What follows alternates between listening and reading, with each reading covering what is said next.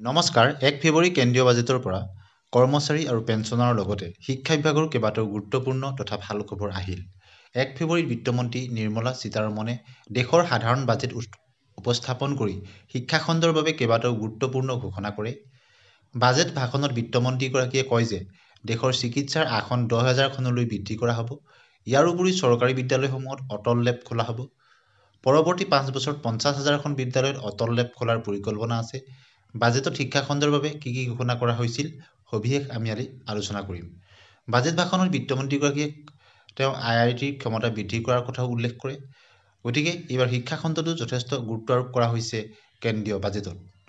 Budget ভাষণত বিত্তমন্ত্ৰীগৰাকীয়ে IITৰ ক্ষমতা বৃদ্ধি কৰা আৰু ৫খনকৈ IITত অতিৰিক্ত আন্তঃগাঁথনি নিৰ্মাণ কৰা হ'ব বুলি ঘোষণা কৰে। ইফালে সম্প্ৰসাৰিত কৰা হ'ব IIT পাটনা। লগতে কেন্দ্ৰীয় বিত্তমন্ত্ৰী নিৰ্মলা সীতাৰমণে বাজেটত ঘোষণা কৰে যে সকলো চৰকাৰী মাধ্যমিক বিদ্যালয়ৰ প্ৰাথমিক স্বাস্থ্য কেন্দ্ৰত ব্ৰডবেণ্ড সংযোগ কৰা হ'ব। বিত্তমন্ত্ৰীগৰাকীয়ে কয় যে অহা ৫ বছৰত IIT আৰু IITৰ কাৰিকৰী গৱেষণাৰ মান উন্নত কৰা হ'ব। গতিকে শিক্ষা খণ্ডৰ ক্ষেত্ৰত এক আমূল পৰিৱৰ্তনৰ কথা বাজেটত প্ৰতিফলিত হৈছে। বিত্তমন্ত্ৰীগৰাকীয়ে ঘোষণা কৰে যে অহা বছৰ চিকিৎসা মহাবিদ্যালয় আৰু চিকিৎসালয়ত ১০,০০০ আসন যোগ দিয়া হ'ব। তেওঁ লগতে কয় যে অহা ৫ বছৰত ৭৫,০০০খন চিকিৎসা আসন বৃদ্ধি কৰা হ'ব। বৰ্তমান দেশৰ চিকিৎসা মহাবিদ্যালয়সমূহত মুঠ ১,১২,১১২খন MBBS আসন আছে, যাৰ বাবে নামভৰ্তিৰ বাবে প্ৰতি বছৰে NCET UGC পৰীক্ষা অনুষ্ঠিত কৰা হয়। বাজেট ২০২৫-২৬ত মুকলি কৰা হ'ব ৫খন ৰাষ্ট্ৰীয় দক্ষতা বিকাশ কেন্দ্ৰ। ইয়াৰ উপৰি বিত্তমন্ত্ৰী সীতাৰমণে ঘোষণা কৰে যে বিশ্বব্যাপী দক্ষতা বিকাশৰ বাবে ৫খনকৈ ৰাষ্ট্ৰীয় কেন্দ্ৰ স্থাপন কৰা হ'ব। যুৱকসকলৰ মনত বৈজ্ঞানিক চিন্তাধাৰা বিকশিত কৰিবলৈ অহা ৫ বছৰত চৰকাৰী বিদ্যালয়সমূহে ৫০,০০০ অটল টিংকাৰিঙৰ কথাও তেওঁ ঘোষণা কৰে। গতিকে শিক্ষা খণ্ডৰ ক্ষেত্ৰত বহুকেইটা যুগান্তকাৰী পদক্ষেপ।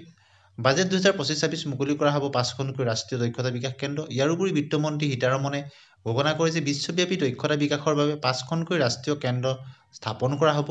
যুৱকসকলৰ মনত বৈজ্ঞানিক চিন্তাধাৰা বিকশিত কৰিবলৈ অহা ৫ বছৰত চৰকাৰী বিদ্যালয়সমূহত ৫০,০০০খন অটল টিংকাৰিং লেব ATL স্থাপন কৰা হ'ব। ইয়াৰ উপৰি বিহাৰত ৰাষ্ট্ৰীয় খাদ্য প্ৰযুক্তিৰ কথা উল্লেখ কৰে আৰু উদ্যোগ আৰু ব্যৱস্থাপনা প্ৰতিষ্ঠান মুকলি কৰা হ'ব বুলিও বাজেটত ঘোষণা কৰা হৈছে। বিত্তমন্ত্ৰীগৰাকীয়ে কৈছে যে উন্নত ভাৰতৰ দৰিদ্ৰতা নিৰ্মূল কৰা হ'ব। লগতে উন্নত মানদণ্ডৰ শিক্ষা ব্যৱস্থা থাকিব। উচ্চ মানদণ্ডৰ সুলভ আৰু ব্যাপক স্বাস্থ্যসেৱা উপলব্ধ হ'ব বুলিও বিত্তমন্ত্ৰীয়ে উল্লেখ কৰে। বাজেটত AI অৰ্থাৎ আৰ্টিফিচিয়েল ইণ্টেলিজেন্স বা কৃত্ৰিম বুদ্ধিমত্তাৰ শিক্ষাৰ বাবে ৫০০ কোটি টকাৰ আবণ্টন। কৃত্ৰিম বুদ্ধিমত্তা শিক্ষাৰ বাবে বাজেটত ৫০০ কোটি টকাৰ ব্যৱস্থা কৰা হৈছে। এই বাজেট শিক্ষাৰ বাবে কৃত্ৰিম বুদ্ধিমত্তাৰ উৎকৰ্ষ কেন্দ্ৰ স্থাপন কৰাৰ বাবে ব্যৱহাৰ কৰা হ'ব। ২০১৪ চনৰ পিছত আৰম্ভ হোৱা ৫খন IITত ৬,৫০০খন অতিৰিক্ত শিক্ষাৰ্থীৰ শিক্ষা প্ৰদান কৰাৰ বাবে অতিৰিক্ত আন্তঃগাঁথনি বিকশিত কৰা হ'ব বুলি বিত্তমন্ত্ৰীগৰাকীয়ে তেওঁৰ ভাষণত উল্লেখ কৰে। গতিকে শিক্ষা স্বাস্থ্যৰ ক্ষেত্ৰত যথেষ্ট গুৰুত্ব দিয়া হৈছে। লগতে যিসকল কৰ্মচাৰীসকলৰ ক্ষেত্ৰত টেক্সৰ ক্ষেত্ৰত বৃহৎ এইবাৰ নতুন স্লেব দিয়া হৈছে, য'ত কৰ্মচাৰীসকল তথা মধ্যবিত্ত শ্ৰেণী উপকৃত হ'ব। গতিকে আপোনালোকে স্ক্ৰীণত দেখিছে যে বৰ্তমান ৪ লাখ টকালৈকে নীল কোনো টেক্স দিব নালাগে। আগতে ৩ লাখ টকা আছিল, যিটো আগতে ৩ লাখৰ পৰা ৭ লাখলৈ ৫% আছিল, এতিয়া ৪ লাখৰ পৰা ৮% ৫%। আগতে ৭ লাখৰ পৰা ১০ লাখলৈ ১০% আছিল, এতিয়া ৮ লাখৰ পৰা ১২ লাখলৈ ১০%। আৰু আগতে ১০ৰ পৰা ১২ লাখলৈ 15% আছিল, এতিয়া ১২ লাখৰ পৰা ১৬ লাখলৈ 15%।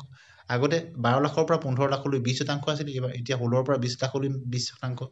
এবভ 15 লাখ আগতে 30% আছিল আৰু এতিয়া নতুন নিৰীখ অনুসৰি 20ৰ পৰা 24 লাখলৈ 25%।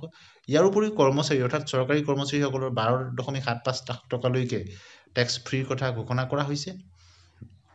গতিকে এই বাজেটখনে শিক্ষা স্বাস্থ্য খণ্ডৰ লগতে কৰ্মচাৰীসকলক তথা মধ্যবিত্ত শ্ৰেণীক যথেষ্ট উপকৃত হ'ব বুলি আশা কৰিব পাৰি। আজিলৈ আহোঁ। ধন্যবাদ।